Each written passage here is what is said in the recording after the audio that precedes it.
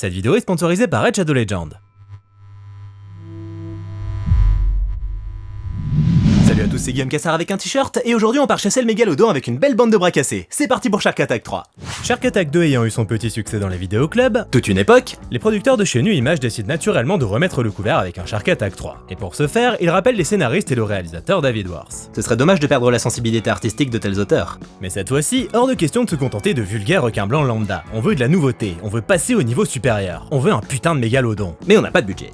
Une question capitale se pose alors. Comment faire un film crédible avec un requin de 15 mètres de long, le tout sans argent? Et bah David Wars, il va utiliser sa technique fétiche qui avait déjà fait ses preuves sur le film précédent. Des images d'archives. Ouais mais c'est n'importe quoi, y a pas d'image d'archives de mégalodon vu qu'il a disparu. Ok, alors déjà quand on n'a pas été élevé chez les porcs on dit bonjour Billy, ensuite tu m'interromps encore une fois, je te fracasse la gueule, et sinon tu as tout à fait raison. Haha, je le savais, y en a là-dedans hein. Sauf que David Wars, c'est un petit malin. Du coup, il réfléchit un peu et il se dit qu'au final, un mégalodon, bah, c'est juste un très gros requin blanc, hein. Tu vois où je veux en venir, Billy? Ah, tu me parlais? Ok, merci Billy pour ton intervention. Bref, David Wars, pour créer son mégalodon, il va simplement utiliser des images de grands requins blancs passés au ralenti et des incrustations hasardeuses, le tout pour un résultat des plus convaincants. Vous pourrez en juger le moment venu. Le tournage se passe en Bulgarie, il faut revenir l'actrice Jenny McShane qui jouait dans le premier opus dans un rôle différent, une habitude dans le milieu apparemment. On se rappelle de Rick Dean qui incarnait Monk dans Carnosaur 2 et Paul Check dans Carnosaur 3. Et le rôle principal est confié à John Barrowman qui percera quelques années plus tard grâce à son rôle dans la série Doctor Who. Le film sort en 2002, soit 2 ans après le deuxième opus, et on attendait tout ça avec grande impatience. Pas du tout en fait, mais toujours est-il que c'est le programme du jour. On se mate ça juste après une petite intervention de John Michael. A tout de suite. Salut ma gueule, tu connais Raid Shadow Legends? Raid Shadow Legends, c'est un des meilleurs RPG dispo sur mobile et PC. Le principe, c'est de collectionner des champions et de les faire s'affronter dans des combats au tour par tour. Et cette année, Raid fête ses 3 ans. Et ça fait 3 ans que le contenu du jeu est mis à jour tous les 2 mois, alors autant dire qu'il y en a des choses à faire. Entre le mode de jeu Doom Tower qui s'étend sur plus de 120 niveaux et l'Hydre, un boss surpuissant dont les têtes repoussent sans cesse, tu vas pas avoir le temps de t'ennuyer ma gueule. Et grâce au Forge Pass saison 3, tu vas avoir droit à des tonnes de récompenses et artefacts en édition limitée. Et Raid lance également de nouveaux skins pour la championne Madame Ceris. Mais c'est pas tout mon con. Ce mois-ci, ton champion préféré Death Knight va enfin devenir un champion légendaire. C'est pas beau ça? Je crois que tu l'as compris, c'est le meilleur moment pour te lancer dans Raid. Clique sur le lien dans la description ou scanne mon QR code pour obtenir un pack de démarrage gratuit d'une valeur de 30 $. Tu y trouveras notamment la championne Aina. Tout ce trésor t'attend dans la boîte de réception du jeu, accessible juste là.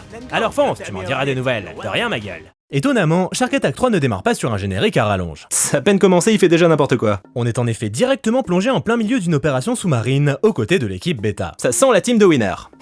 Et l'abus de stockshot. Ça pose des câbles près de la fosse des Mariannes, ça s'envoie des petites vannes, bref, une journée de travail comme une autre, et puis soudain, un gros point rouge apparaît sur le radar. Ça sent pas bon. Il n'y a rien qui soit assez gros pour apparaître sur le radar. Rien à part ta mère sans doute.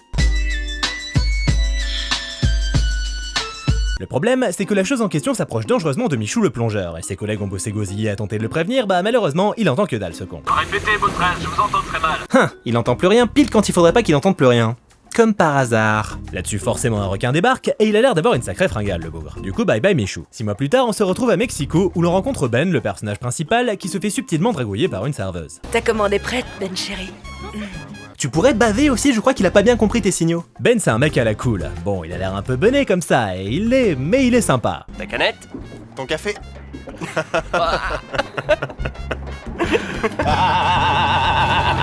Ben et son pote Juan Pablo sont donc garde-côtes et ils kiffent leur life à donf. On est les rois. Mais Ben, il a un petit côté filou. Et comme aujourd'hui il a pas hyper envie de bosser, il décide plutôt d'aller pêcher des homards. Et pendant que les deux concons partent pêcher du homard, non loin de là, il se passe une scène surréaliste où Jean-Hugues tente de pêcher un espadon pendant que ses deux accompagnateurs... j'arrive pas à décrire avec des mots. Je sais même pas ce qu'ils essaient de faire en fait. Enfin bref, toujours est-il que l'espadon croise la route du requin et on se doute de comment tout ça se termine. Ce requin, quelle prise de tête! Oh, tout ça pour ça. Un trophée comme un autre, hein. Mais toujours est-il que le requin rôde désormais dans le coin, ce qui signifie que ça peut vite chauffer pour le cul de Ben, parti attraper des homards. Mais c'est cependant toute autre chose qu'il récupère, à savoir une dent de requin que l'ancien propriétaire a apparemment perdu en s'acharnant sur un câble. Ouais, il l'avait mal regardé. Là-dessus, 2 autres plongeurs débarquent, des techniciens d'Apex Communication qui viennent constater les dégâts subis par leur installation et qui font des remontrances à Ben, insinuant que c'est très certainement lui qui a mâchouillé le câble. En même temps, il a des sacrés chicots, le con. Il ne faut pas s'amuser avec ces choses-là, c'est dangereux. Oui, c'est pas gentil, t'es rien qu'un vilain. Sur ce, nos deux compères s'en vont et nous offrent un magnifique faux raccord. Le bateau bouge, et hop il bouge plus, et hop il rebouge. La magie du cinéma. Le soir même, Ben se connecte sur Halo Requin et envoie une photo de la dent en espérant que quelqu'un l'aide à identifier l'espèce du squale qui s'est attaqué au câble. Pendant ce temps, au Muséum d'Histoire Naturelle de San Diego, la paléontologue Kathleen Stone, qui a pas l'air du genre intrépide, Désolé, mademoiselle Stone. réceptionne la photo qui semble attiser sa curiosité. Retour au Mexique, où Ben se voit convié par son patron Jean-Félicien à faire la connaissance de Jean Gérard, big boss d'Apex Communication et propriétaire du câble mâchouillé, donc qu'il rassure en lui expliquant que le requin qui a fait ça devait sans doute se faire chier ce jour-là, et que bon, il a décidé de tuer le temps en donnant 2-3 coups de dent dans le câble. Je vous remercie de m'avoir rassuré. Ensuite, Jean-Félicien le prend à part à 30 cm de la table et tire les oreilles de Ben, lui faisant comprendre que ce serait mieux qu'il passe ses journées à bosser plutôt qu'à pêcher des homards. Ça se tient. Pendant ce temps, sur la plage, un couple est en pleine formation secourisme. Ils apprennent le bouche à bouche, tout ça, mais se font repérer par un requin-tigre qui lui-même se fait repérer et dévorer par le requin. Que de péripéties! Plus de peur que de mal pour les deux loustiques, donc, qui s'en sortent indemnes, contrairement au squal. Ben débarque alors pour faire son boulot, parce que bon, il faut bien le faire de temps en temps. C'est qu'un requin-tigre, pas de quoi s'affoler. C'est juste un des requins les plus dangereux du monde, mais soit. Et tu es garde-côte donc, c'est fascinant. Tu sais nager? Il compare ensuite sa dent avec celle du squal ici présent, mais malheureusement, ça ne matche pas. Il ne s'agit donc pas du requin dévoreur de câbles. Et c'est ce moment que choisit Kat, la paléontologue, pour débarquer. Bonjour, je cherche Ben Carpenter. Je crois que c'est moi. Ah, t'en es même pas sûr donc. Du coup, ça fait connaissance, mais elle lui cache qu'elle est paléontologue et se fait passer pour une biologiste marine. Toujours est-il qu'il finit par lui montrer la dent qu'elle identifie comme appartenant au requin top bleu. Elle lui demande ensuite où est-ce qu'il a trouvé cette dent et... Eh Ben, t'as fini de draguer? Haha, sacré Juan Pablo, pas le dernier des rigolards. Le soir même, un couple alcoolisé et sans doute sous l'emprise d'une quelconque substance décide de se faire un petit tour de toboggan et finit à la flotte où le requin les attendait bien sagement. Faut dire que c'est le bon plan pour lui, c'est comme un petit distributeur de bouffe. Quelques heures plus tard, on se retrouve dans les locaux d'Apex Communication, ou plutôt les low cost parce qu'on sent clairement le manque de budget. Et là, tout d'un coup, alarme et lumière rouge. Et qui dit lumière rouge dit problème. Le requin se serait apparemment de nouveau attaqué au câble. Jean-René prévient alors le big boss qui accueille la nouvelle avec philosophie. Vous avez 5 minutes pour faire fonctionner le système de secours. C'est pour ça que je vous paie. Alors bougez-vous. Je vous rappelle qu'il y a des millions en jeu. L'ambiance est électrique. Ben, quant à lui, continue de passer ses journées à rien branler apparemment et va parler avec son pote Jean-Daniel le sous-marinier. Alors, Chuck, quand est-ce que tu me laisseras le piloter tout seul ton sous-marin? Quand t'arrêteras d'être con, mon grand. Ouais, t'as raison. Pendant ce temps, Kat débarque sur la plage flanquée de 2 sacrés lascars qui se sont apparemment lancés dans un concours de beaufitude. Est-ce que vous pourriez arrêter de regarder mes fesses, Friedman? T'aimes bien tout ce qui a une paire de seins. Et toi, ton truc, c'est les beaux petits culs. On est les meilleurs. Mais tellement pas. Une fois au large, Jean-Kevin expose son matos à Kat, qui est pas vraiment impressionné. Je la trouve plutôt petite. On dit que la taille n'a aucune importance. Mais dites donc, c'est qu'ils sont en forme ces deux cons. Ils commencent ensuite à verser du jus de raisin dans l'eau apparemment, une méthode comme une autre pour attirer le squal. Portera-t-elle ses fruits? Ce sous les yeux de Ben qui a finalement décidé d'aller bosser. Après un peu d'attente, le requin finit par se montrer, et là, c'est la folie sur le bateau. Tout le monde s'emballe, Kat le prend en photo, Jean-Fred le filme, Jean-Kevin met un harnais à Jean-Fred pour qu'il puisse le filmer d'encore plus près, bref, il déborde d'enthousiasme et c'est la bonne ambiance. Je suis le meilleur, non? Toujours pas, non. D'ailleurs, fais gaffe. Cette attaque pleine de violence permet donc à Kat de comparer la dent du squal avec celle que lui avait donnée Ben, confirmant ainsi qu'il s'agit bien du même spécimen. Et on passe à la suite. Tu vas l'interviewer? Ah non, le marquer.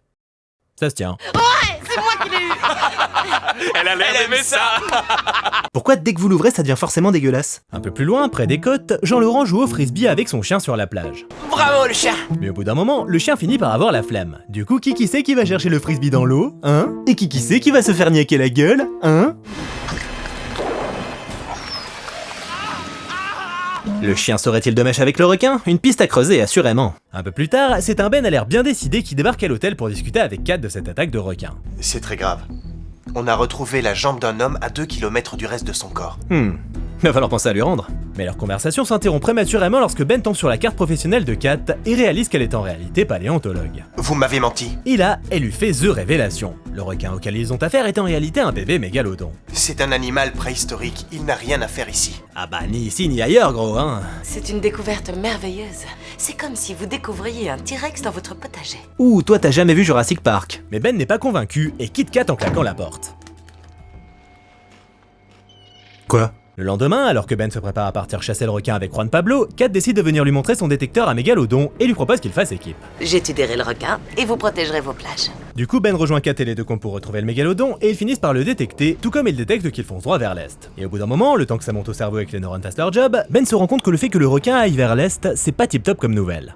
Oh non, il fonce droit sur la plage de l'hôtel, il faut y aller et maintenant! Fort heureusement, Ben prévient un collègue sauveteur qui fait immédiatement évacuer la plage. Mais comme les baigneurs sont atteints de la maladie du ralenti, il laisse le temps au requin de s'approcher. Ben décide alors de jouer de la gâchette, mais faut avouer qu'il est pas bien doué. Et pour ne rien arranger, Kat fait en sorte qu'il loupe sa cible. Enfin pour ça, il avait pas besoin de ton aide, meuf. Pourquoi vous avez fait ça? J'aurais pu la voir! Non, t'aurais pas pu l'avoir, gros, ferme ta gueule. Suite à ces folles aventures, le requin finit par repartir au large. Même pas un mort, quoi. Remboursé. Oh non! Se dirige tout droit vers ce bateau! Ah, les victimes potentielles, deux vieux gars complètement bourrés, Ouais, Gina, t'es la meilleure.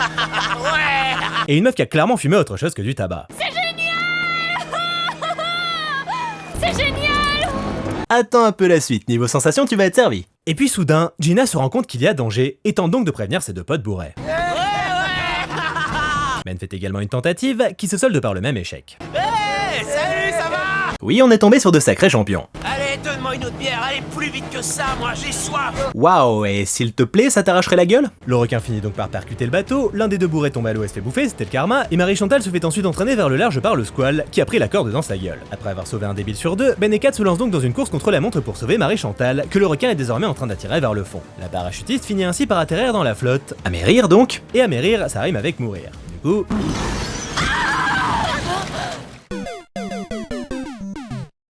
Suite à ce drame, Ben va voir son patron Jean-Félicien et lui demande de faire fermer les plages. Mais bien évidemment, il est pas chaud, on connaît, c'est le cliché ultime du film de requin. Si vous les laissez mettre un pied sur la plage, ils iront dans l'eau et ils se feront dévorer. D'accord, je vais interdire l'accès à la plage. Ah mais t'avais pas compris le problème en fait. Il faut tout lui expliquer à Jean-Félicien, c'est pas le couteau le plus affûté du tiroir, hein. Il charge alors Ben de tuer le requin, et surtout de le faire en toute discrétion pour ne pas créer de vagues de panique. Bon, le truc c'est qu'il lui dit ça à peine quelques heures après qu'une plage tout entière ait été évacuée à cause d'un requin. Mais bon, c'est du détail ça, hein. Ben rejoint ensuite Cataline, qui culpabilise un chouïa.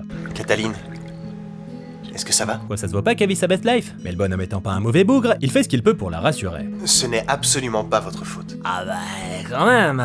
Il lui demande ensuite pourquoi le requin semble autant attiré par le câble d'Apex depuis le début de cette histoire. On dirait bien qu'il y a requin sous roche. Ils vont donc voir le copain sous-marinier Jean-Daniel, qui travaille lui-même sur le projet, pour tenter d'en savoir plus. Il semblerait donc que le câble émette un champ électrique ayant eu pour effet d'attirer le requin hors de la fosse où il vivait. Le problème, c'est qu'une fois que tout le système sera mis en route, le câble dégagera une telle énergie qu'il risque d'attirer tous les requins vivant dans la fosse. On aura toute la famille Mégalodon au grand complet. Ils doivent donc faire en sorte que le projet soit stoppé, mais d'abord, il leur faut trouver des preuves. Le lendemain, les deux cocos repartent donc en mer avec les deux concons, cependant que Jean-Daniel fouille les fichiers secrets d'Apex, auquel il accède en devinant le mot de passe. Le mec a quand même une sacrée chance. Sauf si le mot de passe d'Apex, c'est Apex. Et là, Jean-Dan découvre que le lien entre la fuite d'énergie et les attaques de requins est connu de la direction. Ah, les fils de chacal! Il part donc faire un scandale auprès de Jean Gérard. Vous êtes fini, Tony. Mes avocats ne feront qu'une bouchée de vous. Ce sont eux les vrais requins. Wouah, la punchline! Ben et sa petite équipe finissent quant à eux par localiser le requin qu'ils prévoient d'empoisonner. Ben parvient ainsi à le piquer, mais le squale fait son hargneux et s'en prend sauvagement à leur bateau. Résultat, Jean-Fred tombe et s'assomme, fragile, et de l'eau commence à s'engouffrer dans la cale du bateau. Kat, qui commence à en avoir marre de ses conneries, décide alors d'aller chercher son fusil à pompe personnel, mais le requin choisit ce moment pour débarquer. Acculé, Kat peut pas faire grand chose à part jeter son fusil à l'autre bout de la pièce et crier à l'aide. Du coup Ben la rejoint et fait ce qu'il peut pour faire fuir le requin à grands coups de batte de baseball. On fait ce qu'on peut avec ce qu'on a. Et entre la lumière stroboscopique, le montage épileptique et le caméraman parkinsonien, autant vous dire que visuellement c'est pas la séquence la plus plaisante à regarder du film. Mais au bout d'un moment, Kat remet la main sur son fusil et explose littéralement la gueule du squale, qu'il avait quand même pas volé. Du coup le requin est mort, les héros sont en vie, Juan Pablo arrive à leur rescousse, bref, tout va bien dans le meilleur des mondes. C'est donc la fin de ce Shark Attack 3 au bout d'à peine 59 minutes de film.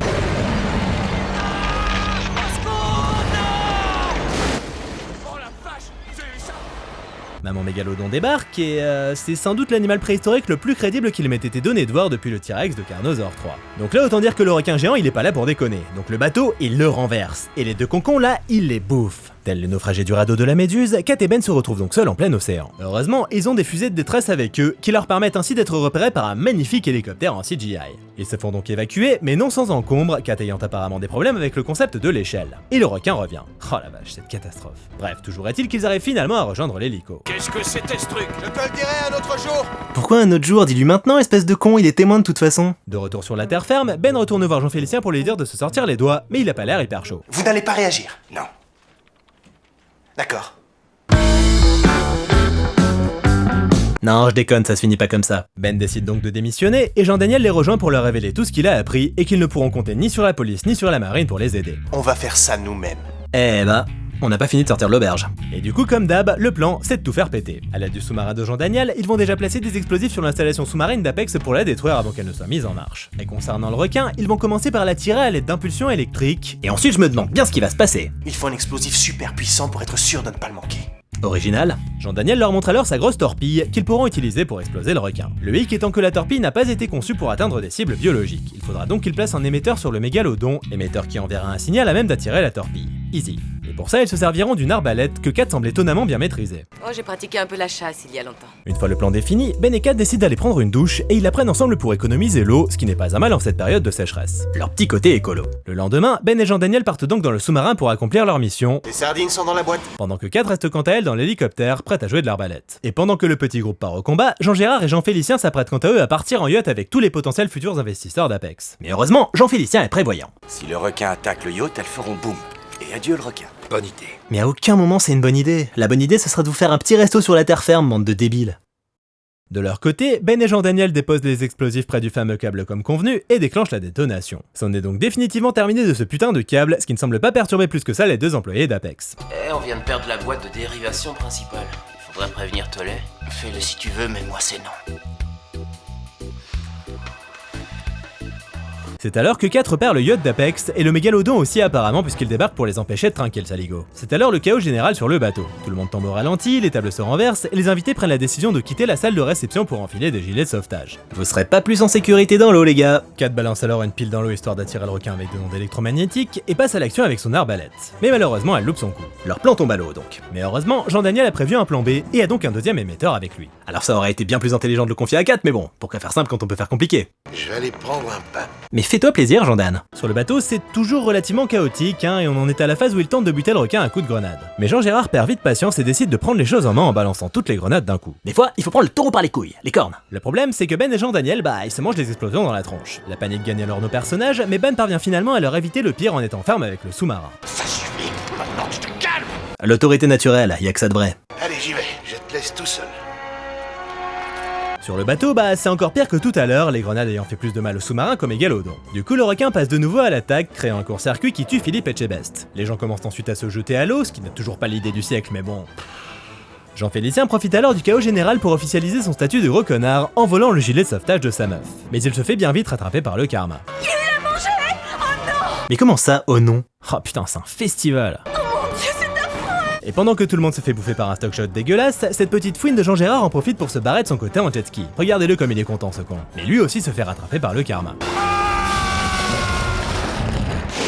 Ouah, à elle seule cette scène en terre de Meg avec Jason Statham.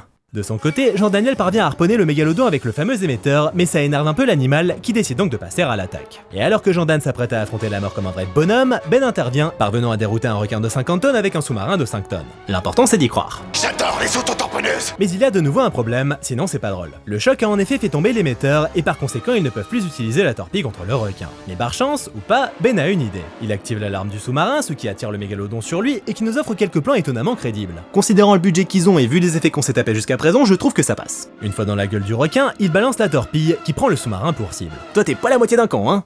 Tu caches très bien ton jeu par contre. Mais Ben doit cependant évacuer le sous-marin rapidement s'il ne veut pas décéder prématurément. Et oui, on a droit à l'éternel compte à rebours de fin de nanar. Notre héros parvient finalement à quitter le sous-marin, et à ce moment il dispose exactement de 15 secondes pour remonter à la surface avant que tout explose. Et il y arrive pas. Parce que c'était beaucoup trop short en fait. Du coup, il se mange l'explosion dans la gueule et ouais, il a pas l'air bien en forme là. Kat se jette alors à l'eau et le ramène sur le canot de sauvetage restant, où se trouve également Jean-Daniel. Il s'emploie alors à le réanimer sans lui faire de bouche à bouche ni de massage cardiaque, mais en lui demandant tout simplement si ça va. Ben, est-ce que ça va? Ben, est-ce que ça va, Ben? Une technique comme une autre qui finit pourtant par faire effet. Mégalo, qui ça? On est les meilleurs. Où sont les cocktails? Il est beau de voir que malgré les épreuves et l'adversité, Ben a su rester fidèle à lui-même. C'est toujours un gros bonnet. Tout pourrait s'arrêter sur ses répliques de merde, la preuve... Mégalo, qui ça? Mais non, avant le générique, on nous fait savoir qu'un autre mégalodon rôde encore dans les parages. Toujours faire en sorte de s'assurer une suite. Et du coup, Shark Attack 3, c'est assez fun. Autant le 2 était plutôt plat, concon mais globalement assez sage, autant celui-là il va à fond dans son délire nanardesque, ce qui occasionne pas mal de séquences ridicules franchement drôles à regarder. Et sans blague, je trouve ce film bien moins nul que celui avec Statham. Au moins lui il a une excuse, c'est pas un blockbuster à 150 millions de dollars. Après ce troisième opus, il y a eu une sorte de pseudo Shark Attack 4 nommé Shark Zone, et qui reprend apparemment la plupart des scènes des 3 opus précédents. Le Raptor de la saga quoi. Mais j'ai pas réussi à mettre la main dessus. J'ai seulement trouvé une bande-annonce dans laquelle on peut déjà assister au plagiat d'une réplique du premier opus des Dents de la Mer. Bref, un film avec du potentiel pour une future vidéo. Merci à tous d'avoir regardé cette vidéo, j'espère qu'elle vous a fait marrer, n'hésitez pas à commenter, liker, partager et venir me soutenir sur Utip ou Tipeee si vous vous sentez généreux, et je vous dis à bientôt, salut!